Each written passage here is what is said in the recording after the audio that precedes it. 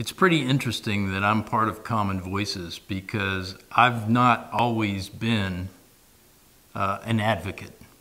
For the first 22 years of my life, I was an ops guy. I was one of those guys that focused on training and pulling hoses and spraying water and response times. The idea of being concerned about sprinkler systems just didn't really impact me. But on that day in 1996, when we lost 5 young, promising lives in a fire at the Phi Gamma Delta house, something changed. Changed me, it changed my career.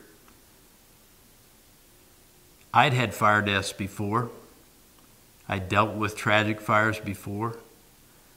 But something was different that day, and maybe it was the fact that the families were local and I had to face all 5 families and explain to them what happened to their children.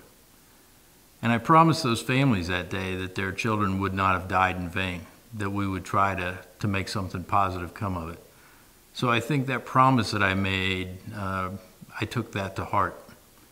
And I began to realize as a fire chief, my job is the protection of the community, not put the fires out after they occur. And if you're really serious about protecting your community, then you want to do what will get the fire put out the fastest or keep it from becoming a threat to life and property.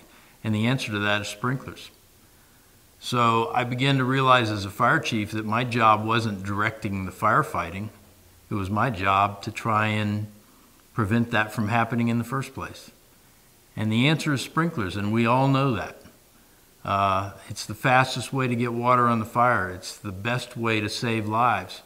In my 41-year career, I can only remember one life that I directly responded on a fire truck and saved somebody in a fire in 41 years.